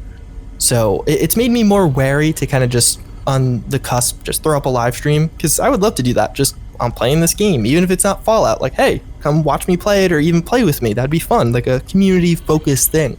Yeah. But no, I mean, I'm definitely going to live stream more. If YouTube wants to give me one of those fat live streaming contracts, I will gladly take it. But like with Wastelanders, in particular with new content, like when the Outer Worlds came out, I was live streaming. When Fallout 76 came out, I was live streaming, especially the E3 events. I love live streaming those. People could see my reaction. I see other people's reaction to new announcements. But yeah, with Wastelanders, I'll definitely be doing a lot of live streams. But it's a weird middle ground. Interesting. Yeah. I'm trying to keep my finger on the pulse of all this, because I dabble in a lot of content creation, and podcasting is clearly the mainstay. Like our shows are doing well. But I'm trying to do more in YouTube, and I've dabbled in streaming on and off. I've never been consistent with it, but like you said, like I enjoy playing a game and being able to chat with people or play with them live. Like just even if that's never going to be something that makes a lot of money or anything, it's just kind of fun to do. Yeah. But it would be terrible if it tanks your stats for like your next 10 videos because you just decided to do a live stream. That's rough. Now, where do you think you're going to go with this? What's your plan for the future? I don't know. It's actually very interesting because I've not that I've had issues with this per se, but I'm in a very weird point in life right now where I don't have an answer. Where for the past, basically since I was born, I had an answer to what I was doing next. So when you were born, what was your plan? Yeah, I know. To try and take over the world? Yeah, try and climb on top of that cabinet. But because right now, after graduating college and doing YouTube, it's like I plan to go to grad school, I think, at one point. Originally, I had planned to immediately finish and go to grad school, but then I started doing better on YouTube, so I put that on hold for now. So I don't really know. Like, I would like to go to grad school, hypothetically, down the line. But like, if my YouTube channel crashes and burns, I'll go back to grad school, and I'd be fine. I really loved my education, and I kind of miss being a student. But yeah, I'm going to keep making YouTube videos, obviously. Hopefully we have Wastelanders this year, Cyberpunk this year, Doom, but Starfield maybe this year. That would be huge. So I will cover all of those games and whatever future Bethesda and other people do. But no, I don't know. I would like to work on bigger content. I've been slowly getting into more like 20 to 30 minute videos as of late, because those take a lot more time, but I think they're a lot more rewarding when people watch them or if they do well. But yeah, I'm very curious even myself what I'll be doing right now in 3 years on February 16th of 2023. Yeah, interesting. You know what else I think is really interesting is that the gaming industry at large hasn't really reached out to successful content creators and pulled them in. You know, it seems kind of strange to me that, you know, like somebody like you've proven that you can create a very successful YouTube channel. You can create a community that's built around that, a bunch of people who subscribe and regularly come back for that content. So clearly they're into you, your take on things, the way you present stuff. It seems like one of the potentials for the industry is if they can find a way to capitalize on bringing some people like that internal onto their teams and doing a better job in their own marketing departments of creating content around stuff. I know Bethesda has, actually. Yeah, I think there's change in the air for this year. I think it's very new. I think that's like, okay, so I don't want to name any names or anything, but when I went to the Greenbrier event, played Fallout 76 early, I also got to meet a lot of people at Bethesda. One of the very well-known community managers, actually two of the very well-known community managers on Fallout 76 that were like specifically hired more recently, and I think specifically tasked with Fallout 76, were actually content creators. I don't think full-time, like they had day jobs doing other things in media or press, but they were, one was a streamer and one was a YouTuber. Right. Yeah, and it would be interesting if those people were not only tasked with also being marketers, but you know, regularly creating content. Yeah. Well, I mean, I know they have the yeah. Fallout 76 stream with the two community managers. Right. Lady Devon. Yeah. Yep. Yeah. Yeah. The other thing that boggles me is podcasts. You think it's such a good way to get your messaging out. You know? Yeah. But like, I don't know. Do you guys remember that Todd Howard podcast? Because Todd Howard doesn't do any real press outside of like E3 season. And he had a podcast. I think it was like the Game Notebook or something along that, and it was a few months before E3, and I feel like I myself listened to that podcast like 3-4 times because he would talk like at a high level at the future projects. I think this was just before Fallout 76 was announced, actually. And yeah, I think Bethesda, I mean, I don't know, it's a slippery slope with that because you don't want to say the wrong thing, or everything you say, especially around Fallout 76, will be looked at under a microscope. But if you had even just like a developer podcast with Fallout 76, like, hey, this is why we did this on a monthly basis, or this was our thoughts or feelings behind it, I think that could do a lot of good for Bethesda and even other game companies. Not like a type out, but an hour long form podcast explaining your thoughts, opinions, and ideas on something.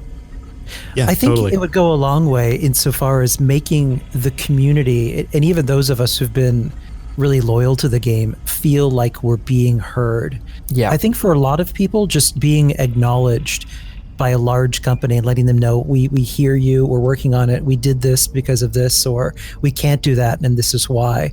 Just knowing that people are listening, I think can go a long way to shifting how people feel. Yeah, bridging the gap, Funny you say that. It's like almost not a meme, but it's a funny occurrence, and maybe you guys have experienced this also.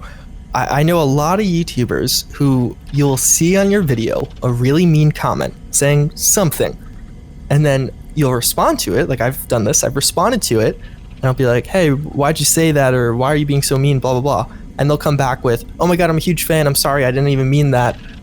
It happens so often. We're just that little like response, and you get a total 360 on that person's opinion. Oh, you're a human being. I think that's what it comes down to sometimes, though. It's a voice on a screen versus, oh, you're actually interacting. Yo, you're actually a person with feelings and thoughts and emotions. Right. Modern marketing is all about authenticity.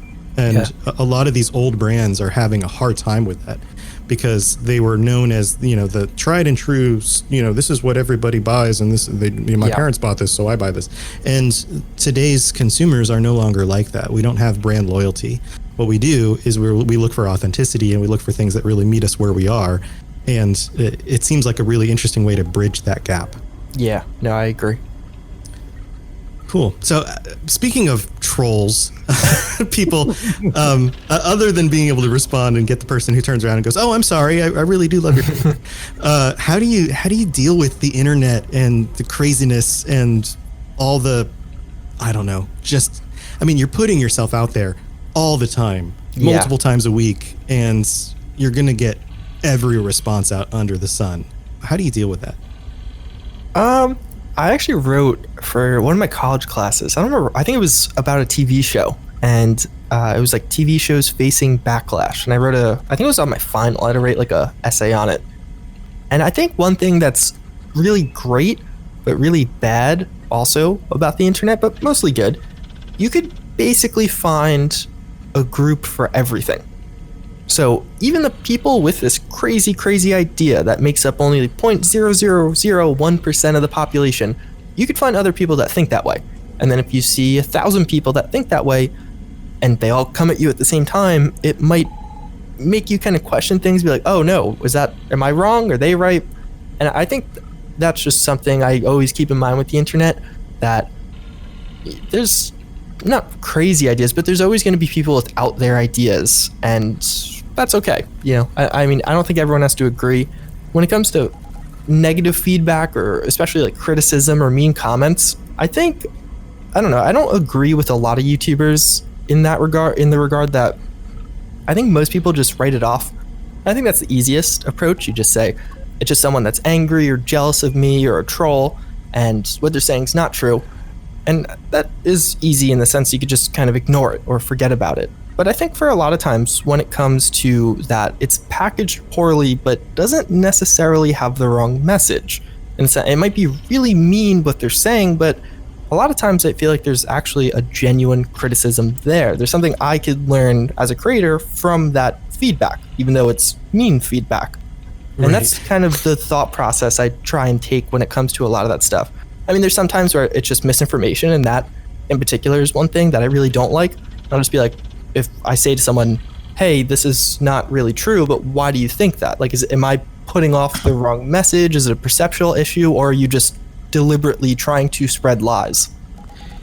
Yeah, I think there's a real fine line between someone having an authentic gripe that's stemming from a particular place versus just being mean for mean's sake. An example of that, like Rifle Gaming, I've been a fan of for a while, who did the nuke test videos. Yes. And towards the end of last year, he released a video that was kind of upsetting, where he was essentially really being trolled by a lot of people who are trying to get him to stop playing the game so it'll go away, which is just the most bizarre, tribal, insane thing I've ever heard.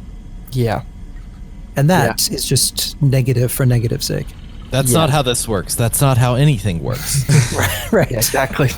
One of my favorite creators, anytime he gets like a critique that's just like over the top negative, just volatile, it just responds with, who hurt you?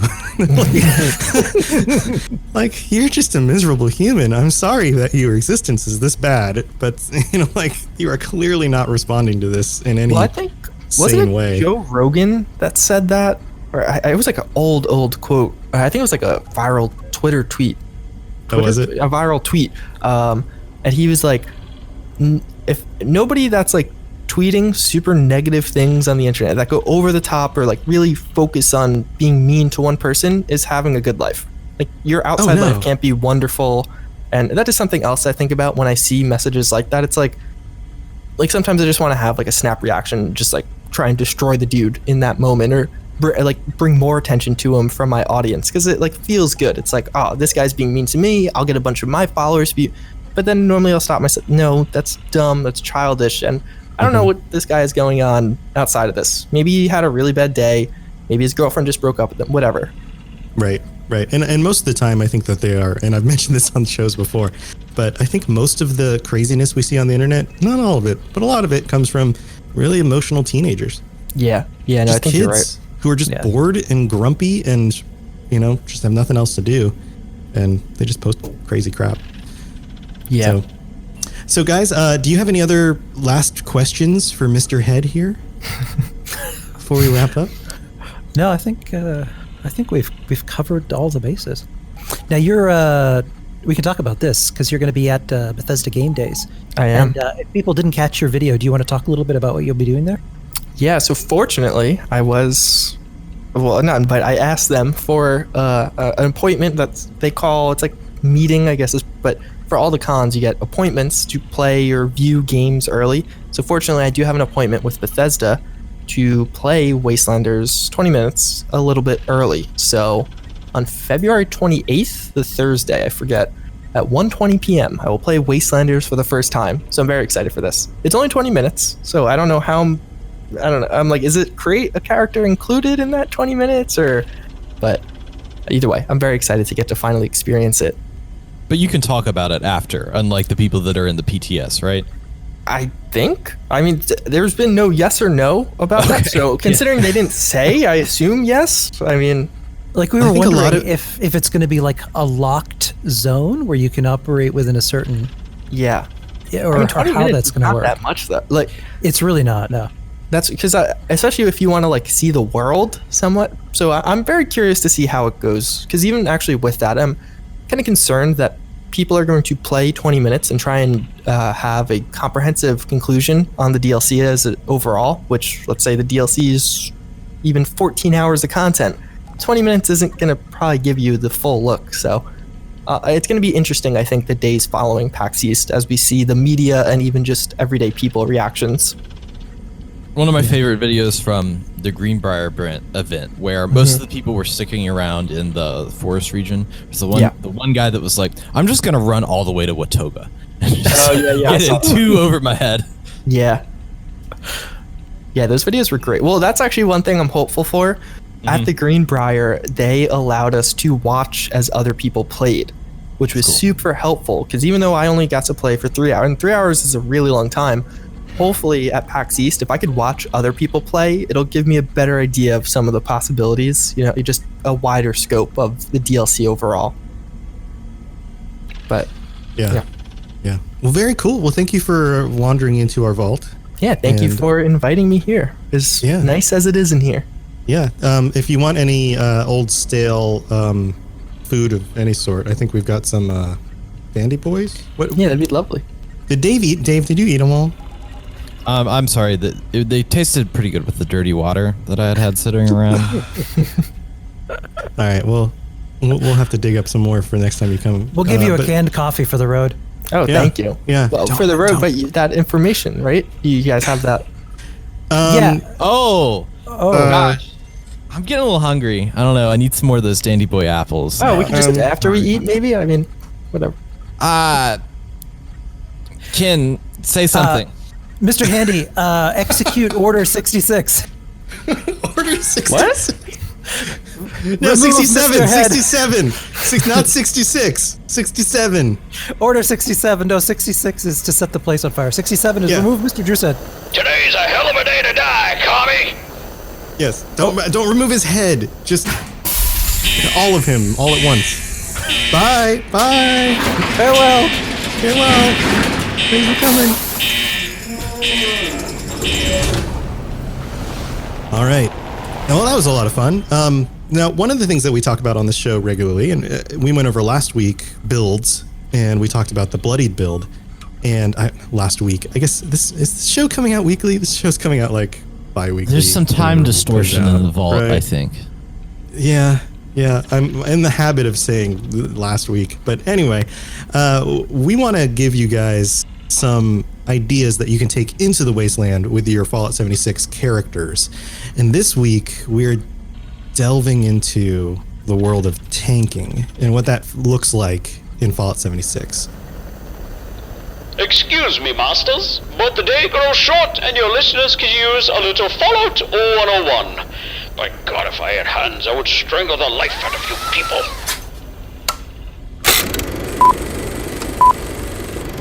So, my main character, my main playstyle is tanking. And I wanted to kind of start this conversation off of differentiating between like a bloodied build, a junkied build, which are more PvP, whereas there's PvE builds within the game. So do you think that PvE builds are worth going for, even if you're a solo player? Even if you're a solo player? Yeah. Mm-hmm. I think a lot of people still play a lot of PvE, trying to grind for specific gear, leveling in order to customize their character more, those kinds of things. What do you think, Ken? To be honest, I don't know enough, partly because I swore off PvP. So I never really worried too much about my specific build. But like we talked about in the last video, I just run Bloodied Unyielding, and I die a lot, but it seems effective for me. I think in PvP though, with a melee, I would just be I would get mopped up pretty bad. Good, because I was seeking validation with that question, because tanks are real. We are out there. We're a thing. We're gonna take all the damage, and it's gonna be for the whole team. That was so you all fell for it.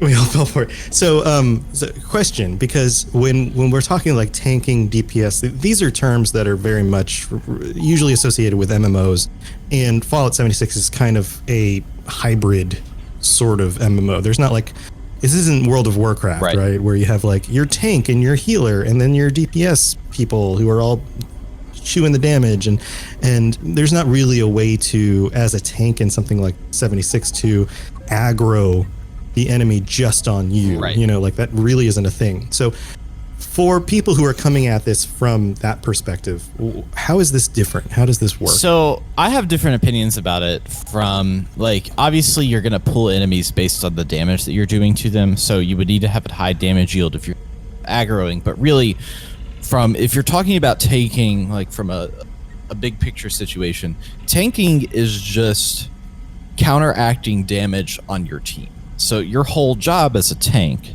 within an MMO, within like Elder Scrolls Online or World of Warcraft or other games, you're trying to make sure that your team doesn't take damage. A healer is trying to make sure that any damage they take is healed, but your tank is more focused on the environment around them to try to mitigate that.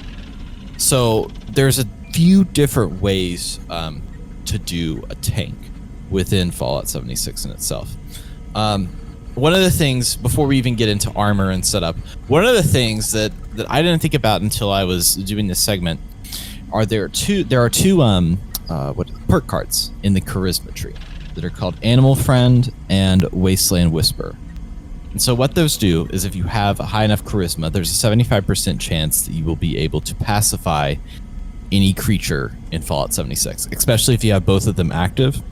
So it's almost like, instead of aggroing things to you, you're essentially pacifying everything out there so that there's less things attacking everyone in general. Now, they're not attacking so it's you. like a form of CC. Yes. Yeah. Crowd control. Right. It's like a almost a druid effect of crowd control within the game. That's kind of like a high, like if you're looking for things that particularly stop that, that's more of a power that would be, I guess, useful for people who are trying to work in a group and have a tank that's trying to corral enemies. Like if you're in a Scorch Beast fight and you've got all these creatures coming after you, being able to pacify them and just like say, okay, give me 60 seconds. I need like 60 seconds to work on this particular thing. I think it's really useful from that perspective. But if you go deeper into it and you look at armor situations, there's a very big debate between power armor and regular armor, just from the legendary effect that regular armor has if you have a good roll, as opposed to power armor within that situation. So so how do you land on that debate? So I know I kind of differ from a lot of other people, but for me, for what I use, especially heavy guns, getting those perks from heavy guns, particularly the stabilized perk, which has anti-armor. I think if you got rank 3, it's like plus 50 accuracy, plus 50 anti-armor on any heavy gun. And to me, that's better than most of the perks that you're going to get from a build that has legendary effects on your armor per se, because not only that, you're having mods on your power armor, which is a whole different way of going about it. I tend to fall more in the power armor though I haven't experimented it much with legendary armor, which, Ken, I know that you kind of fall differently from wearing power armor for the most part. Yeah, on my original character, my first main character that I don't even play really anymore, I went for a power armor explosives build, using a back then it was the 2-shot explosive combat shotgun rather, was really overpowered. I was doing a ridiculous amount of damage. They nerfed that, and then that character became pretty useless. So since I've been running melee with unyielding armor on my second character that I play all the time now, I don't use power armor anymore, with the exception of that one time that I went in, did a vault raid and hated it. That being said, my particular build is garbage when it comes to the garbage build. I haven't heard of that one. When it comes to doing the queen, like as far as the queen goes, the people that run power armor with like Gatling plasmas or miniguns are considerably more effective at really taking down the queen's health than my health.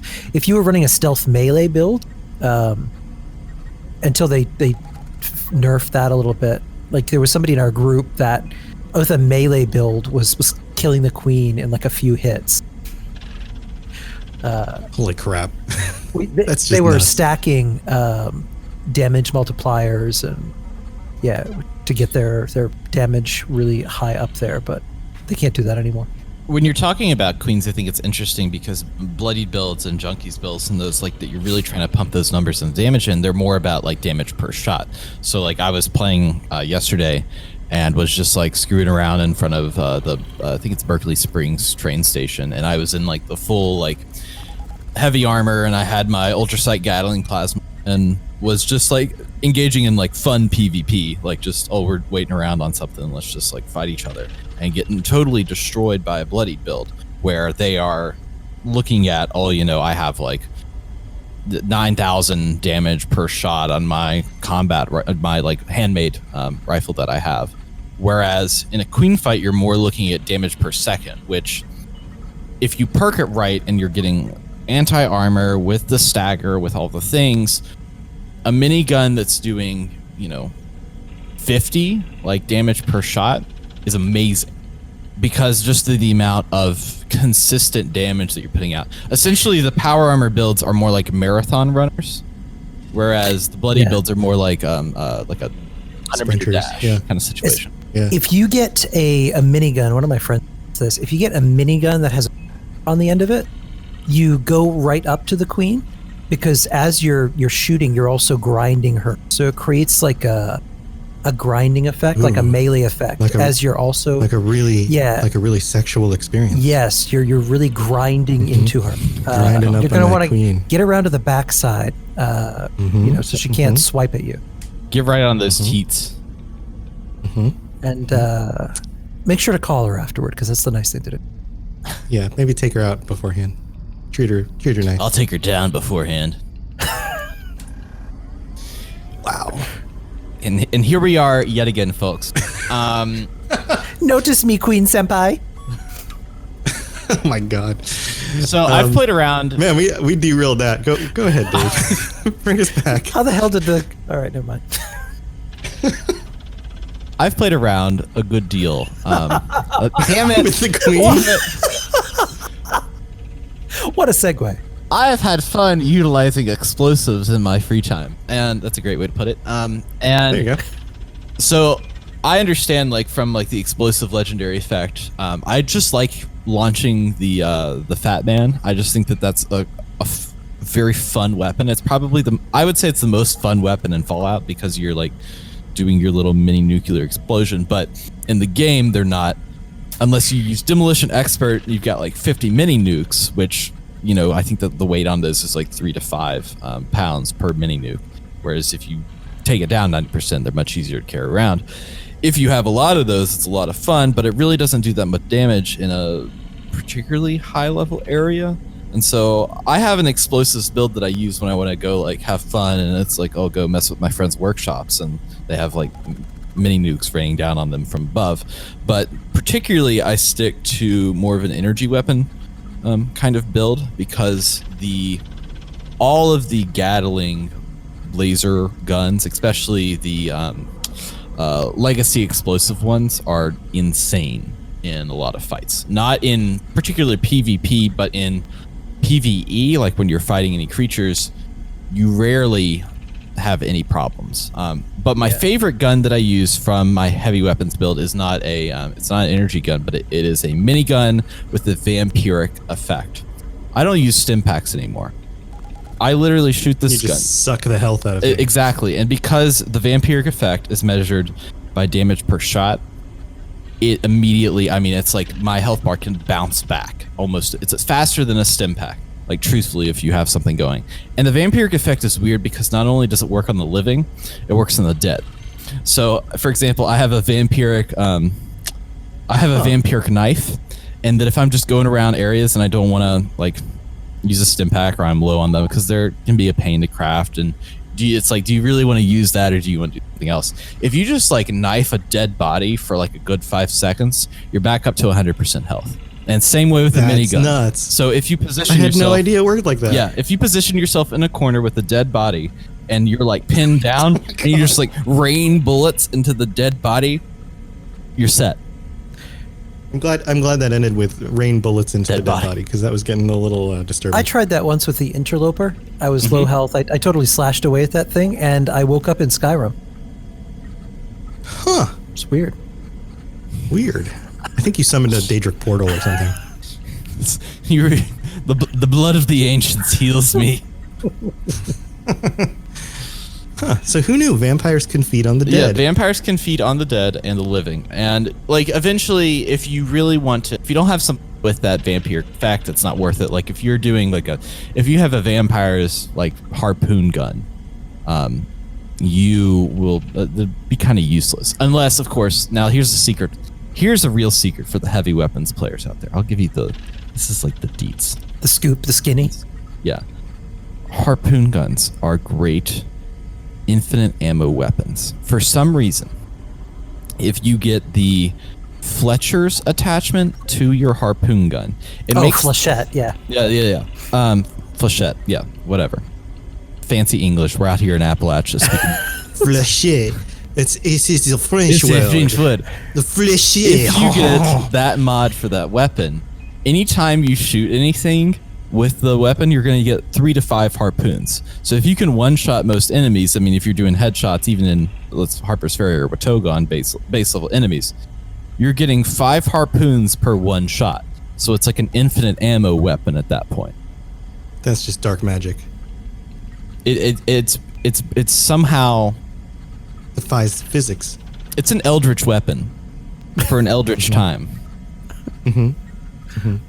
Yeah, so I think what we've done here is we've just exposed the deeper, darker, sinister side of the Fallout universe. That there are some black magics at work here. Because not only we have this eldritch weapon that is multiplying its own ammo, but we have vampires feeding on dead. Also, you said launching the Fat Man earlier, which makes me think about like the title of the new way I have to dive into a pool. That's my new dive. Release the Kraken! Launch the Fat Man! Launching the Fat Man! What is the other name? The one in Fallout 4, the Big Boy? Big Boy. Oh, yeah. Yeah, that's it. Launching the Big Boy. The Big Boy and the Fat Man. Big Boy and the Fat Man. Yeah. One last thing, particularly on it, is if you're going to run without a vampiric effect on your weapon, you're going to need a lot of stim packs.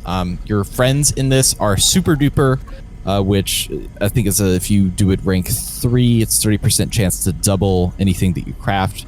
And of course, Chemist, which automatically gives you twice the amount of produced chems, like stim packs, and then Dilution, which gives you diluted stim packs. So essentially, if you have the base ingredients like a blood pack or tick blood, that could be up to 16 or 32 stim packs, depending on your setup. More eldritch magic. Yes. Yes. You take that tick blood and you turn it into a stim pack that's health for you, which sounds almost vampiric also. I dig it. Dark magics. Dark magics at work. Well, thank you, Dave, for the update on that. I would love to hear if you guys have any thoughts about tank builds and some of the stuff that's working for you currently in Fallout 76. Right, and I have when it comes to this stuff. my builds. I put my 2 power armor builds within the show notes, so you'll be able to see those if you're looking. Or just tweet them out. Yep. Tweet at the account, and then I can just link them to you because that's what we did last time. Yeah, we'll put them up there. Very, very cool.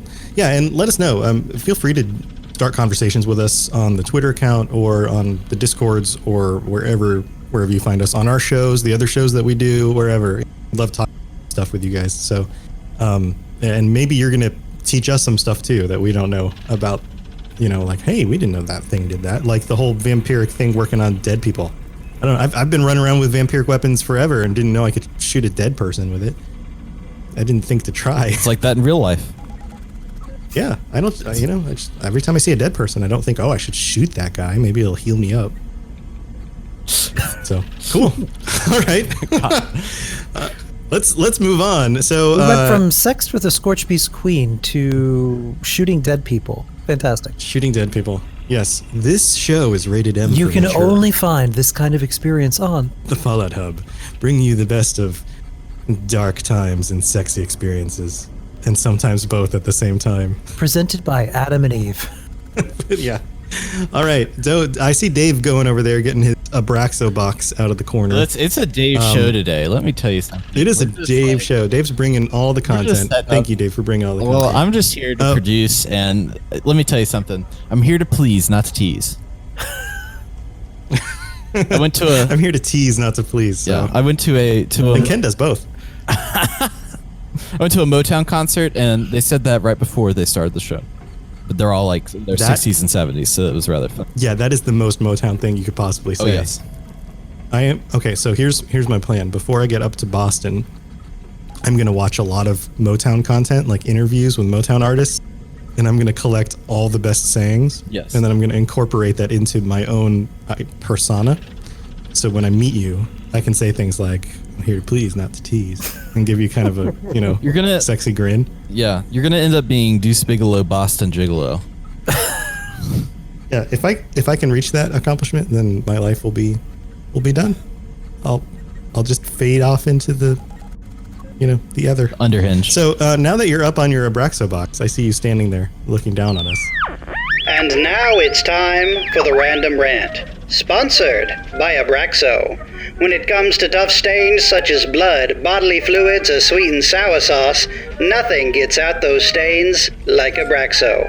Now with 3 times the suds and industrial chemical compounds.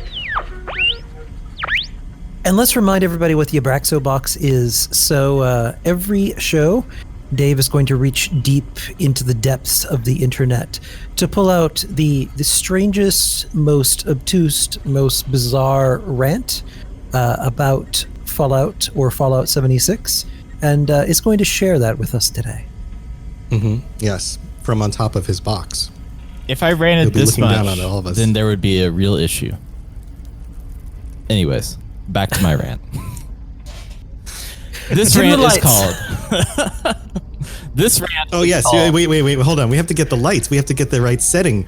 Mr. Handy, turn down the lights, please. Okay. Spotlight. Hang on. Let me. Spotlight. I'm gonna put on some sad violin music right now. All right. I'm like making sure the box is nice and taut and ready for. Here's the second one. It's double. This is a double box moment, I think, for this. I'm gonna get a fog machine going here. Here we go. Okay. All right. I think we're ready. This rant is called The True Endgame. After hours of questing and grinding, you hit level 50. You barely managed to down the Scorch Beast Queen with whatever you had handy, and by luck of some level 345 bloodied bros, somehow survived. Now, the real endgame begins, getting those dank legendary weapons. But it's not enough to get legendaries. It's gotta be the right weapon. This, I say to myself as I hobbled my crippled, irradiated ass back to Berkeley Springs for perhaps the 5th time this week to roll weapons with the Mirelurk damage buff or Ghoul Slayer on it.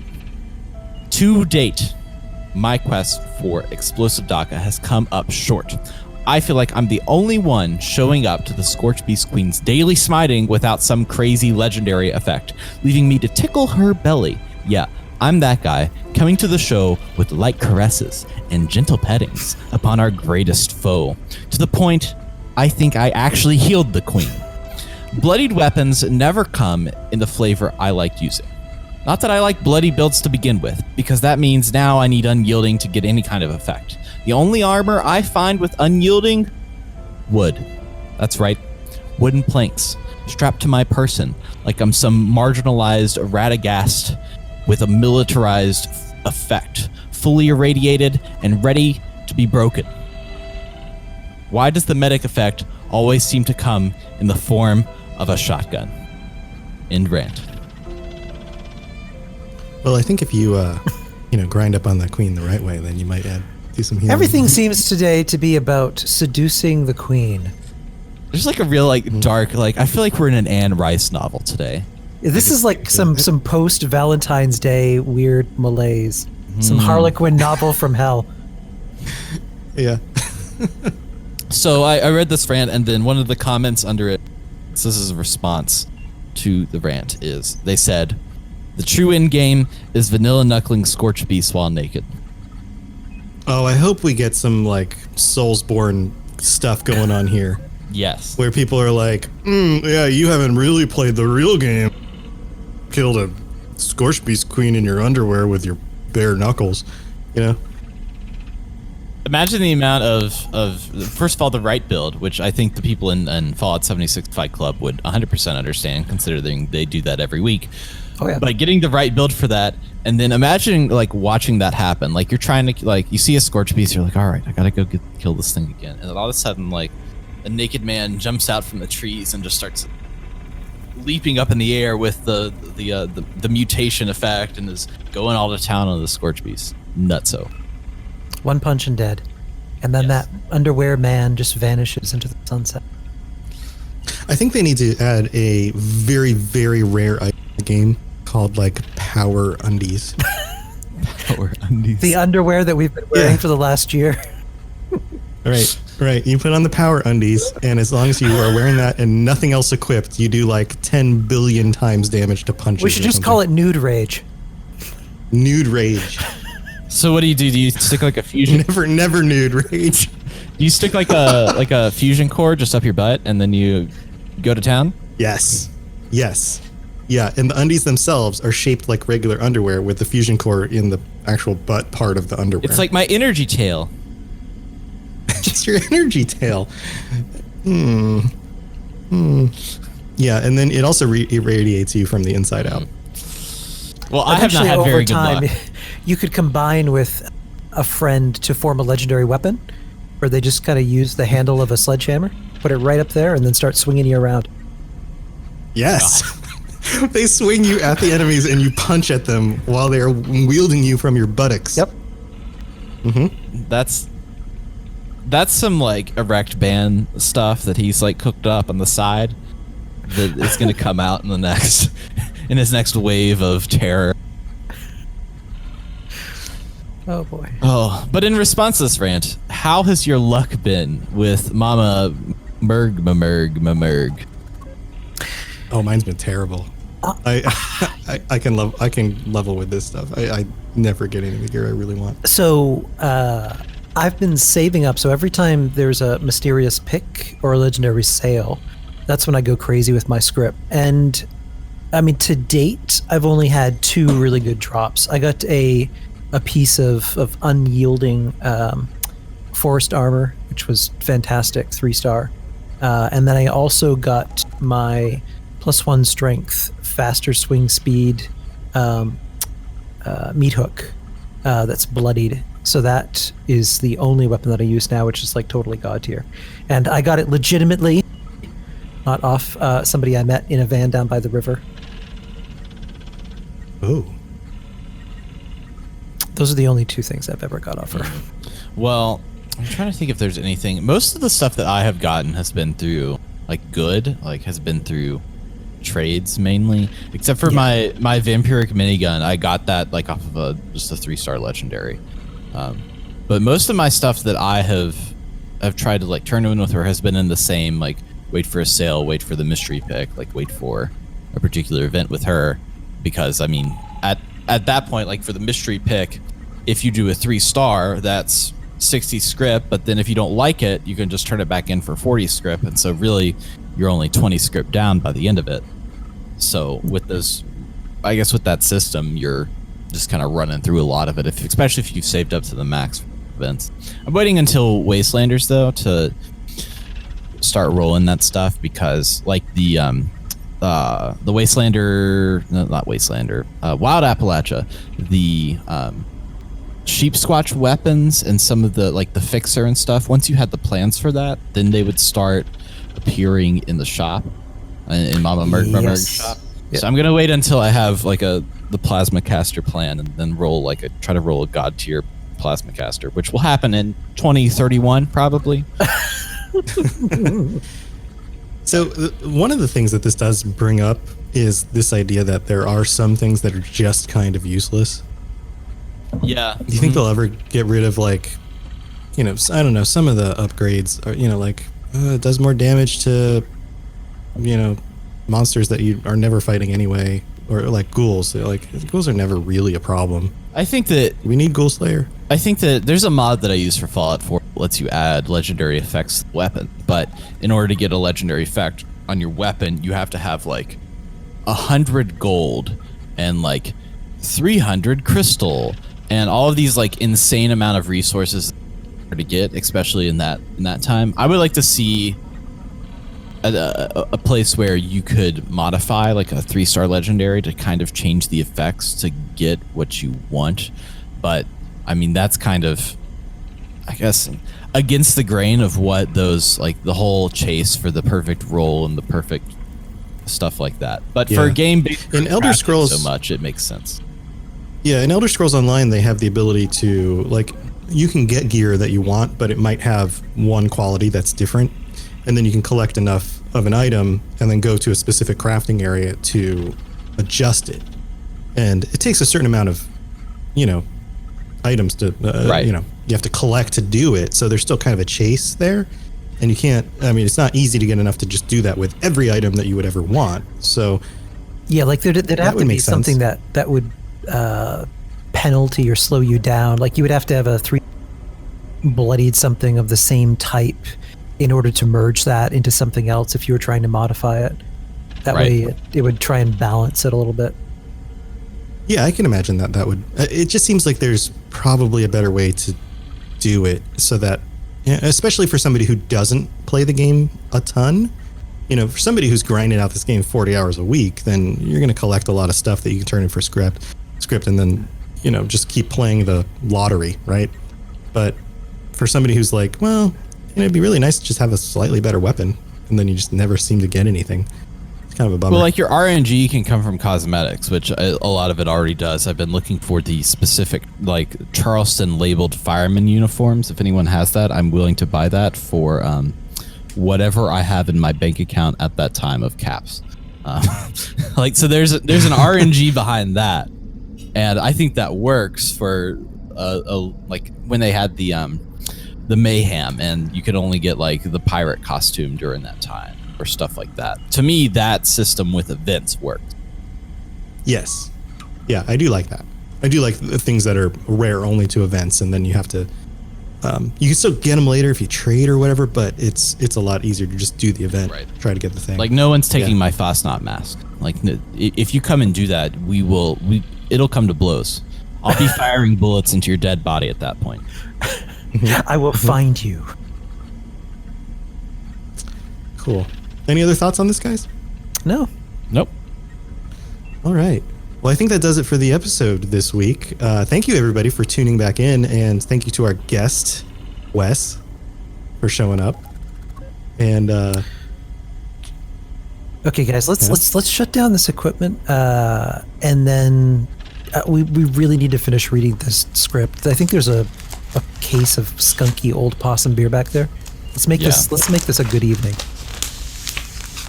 That's your definition of good evening. All right. Wait, I think I see some of Tim Kane's notes right here,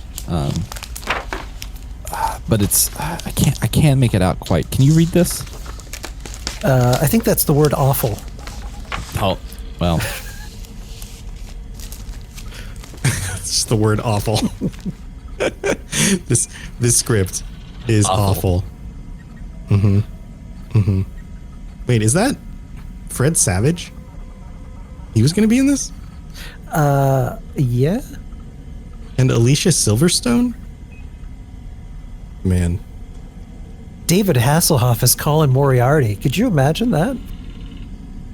You can hassle my Hoff. Don't hassle the Hov. Don't hassle the Hov. All right, and on that note, we will see you guys on the next episode of the Fallout Hub. Goodbye, everybody.